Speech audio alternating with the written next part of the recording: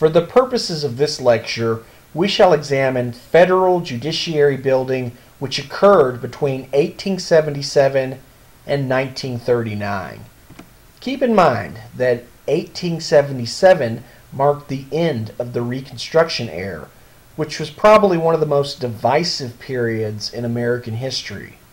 Beginning in the mid-1870s, Republican priorities would change from securing social equality for African Americans to facilitating economic prosperity for large corporations.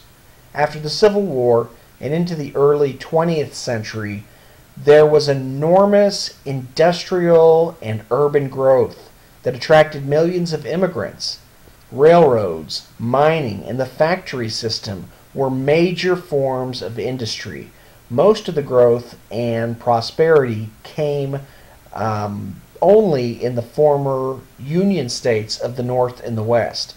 Immediately following the war, the South of the defeated Confederate States of America would remain economically devastated, and African Americans in the South experienced the worst setbacks as they were stripped of political power and voting rights.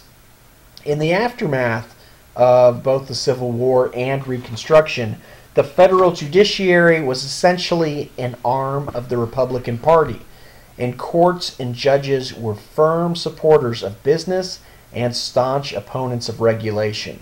During the Gilded Age, which would last until the Progressive Era, judges utilized a laissez-faire doctrine in order to strike down economic regulation and to favor big business.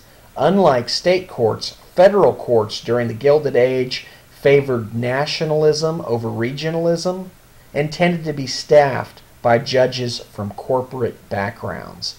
Federal judges often gave corporate litigants the benefit of the doubt.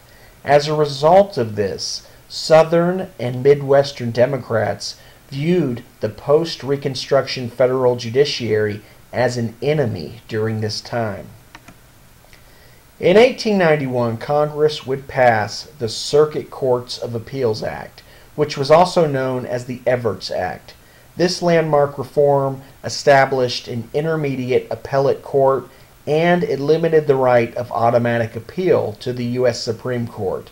This piece of legislation was intended to alleviate the burdens felt by Supreme Court justices who were drowning in a sea of more cases than they could handle. Even though the act was fairly uncontroversial, New York Senator William Evarts still had to lobby hard in order to get this piece of legislation passed. Ultimately, his identity as a knowledgeable lawyer and a moderate politician would help Evarts gain valuable allies in both the Congress and the Senate. Evarts did not alienate either Democrats or conservative Republicans. Also, Evarts was clever in the manner that he devised the bill. He framed it as nothing more than a politically neutral performance attempt to relieve the workload of the Supreme Court. The nation had experienced enormous growth, and the Circuit Court of Appeals Act of 1891 was seen as a mechanism that would provide the Supreme Court with a bit of relief from an enormous caseload which had plagued the court for over a decade.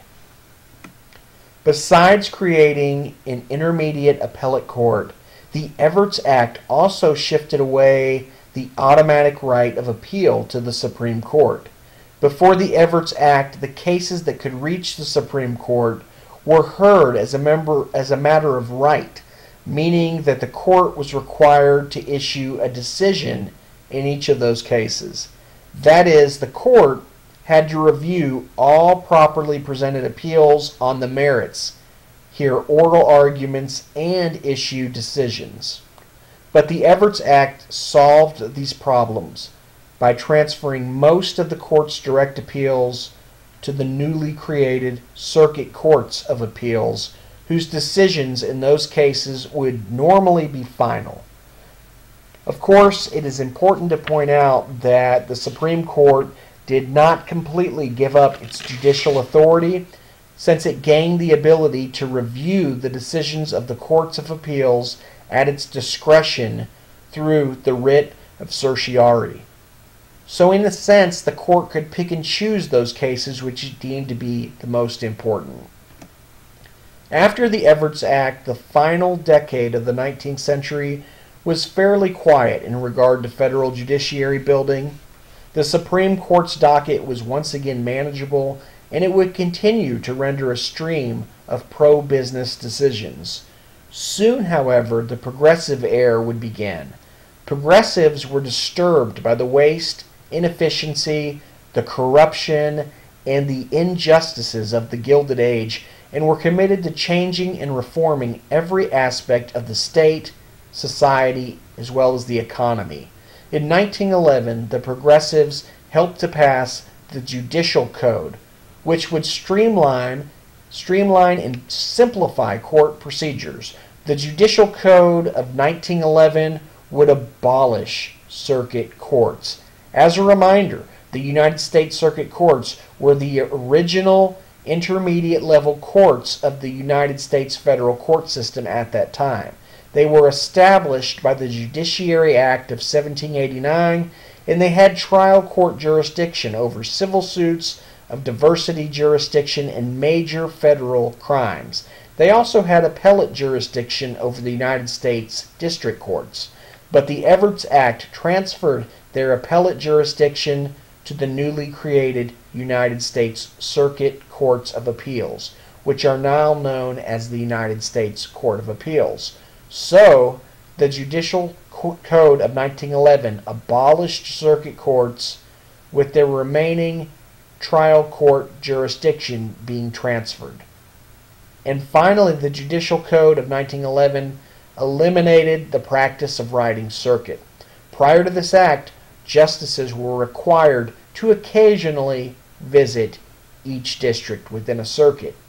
But once and for all, this practice would be completely eliminated, which meant that U.S. Supreme Court justices would have more time to focus on the big picture. Let us now examine the bureaucratization of the judiciary, which occurred between the dawn of World War I in 1914 and the dawn of World War II in 1939. This period of time is typically referred to by most historians as the Interwar. World War I and Prohibition quickly added to the caseload of the federal judiciary. For example, espionage cases came before the court. Also, the growing federalization of crime and the passage of Prohibition would increase the court docket. And the legislature began to attempt to regulate the national economy by passing labor laws to restrain unbridled big business. This meant that the court system was once again overwhelmed.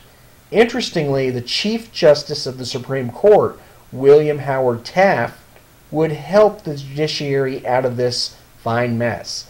Keep in mind that prior to being the 10th Chief Justice of the United States Supreme Court, William Howard Taft had served as the President of the United States from 1909 to 1912. As the U.S. Supreme Court Chief Justice, William Howard Taft was a strong advocate for the Judiciary Act of 1925, which was passed by the legislature. The Judiciary Act of 1925 shifted the Supreme Court's appellate jurisdiction to be largely discretionary upon review of the litigants petitioning to be granted an appeal. This allowed the Supreme Court to give preference to what they believed to be cases of national importance, and it allowed the court to work more efficiently. Besides giving the Supreme Court more control over its docket, supporting new legislation, and organizing the judicial conference, Chief Justice Taft worked hard to give the Supreme Court, and the Chief Justice in particular, general supervisory power over the scattered and somewhat disorganized federal courts. This united the courts for the first time as an independent third branch of government under the administrative supervision of the Chief Justice. It is noteworthy that neither the Judicial Conference Act nor the Judiciary Act of 1925 endured a particularly challenging legislative fight. In the end, both acts passed Congress by comfortable margins. Taft possessed a huge network of congressmen, fellow judges, newspaper editors, and lawyers, and he took advantage of these networks in order to get these acts passed. In 1929, Taft also lobbied for the construction of the first separate United States Supreme Court building. This building was approved, and it is the building that is still in use today. The reasoning behind this building was that the Supreme Court needed to distance itself from Congress as a separate branch of the federal government. Until then, the court had heard cases in the old Senate chamber of the Capitol building. The justices had no private chambers there, and their conferences were held in a room in the Capitol's basement. Unfortunately, Taft would not live to see the completed construction, as the U.S. Supreme Court building was completed in 1935, 5 years after his death. In 1934, the passage of the Rules Enabling Act would provide a uniform code of federal procedure, which was devised by the Supreme Court justices. This was one of the first judiciary building laws passed during the presidency of Franklin D. Roosevelt. During the Great Depression, Franklin Roosevelt, a Democrat, would clash with the U.S. Supreme Court.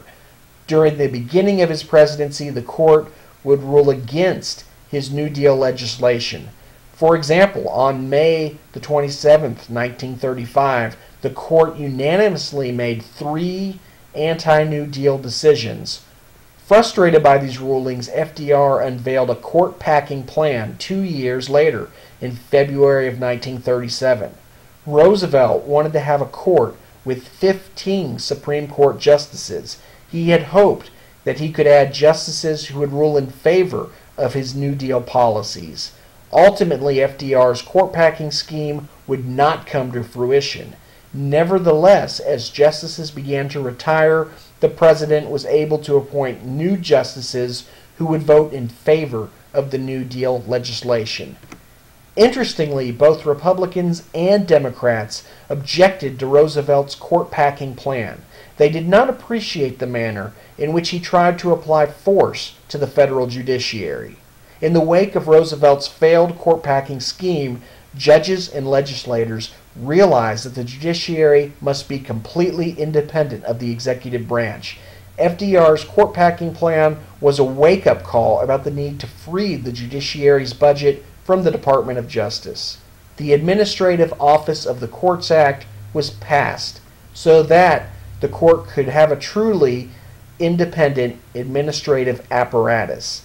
As the future Chief Justice of the U.S. Supreme Court, Fred Vinson, would say, this act was something of a declaration of independence for the federal courts.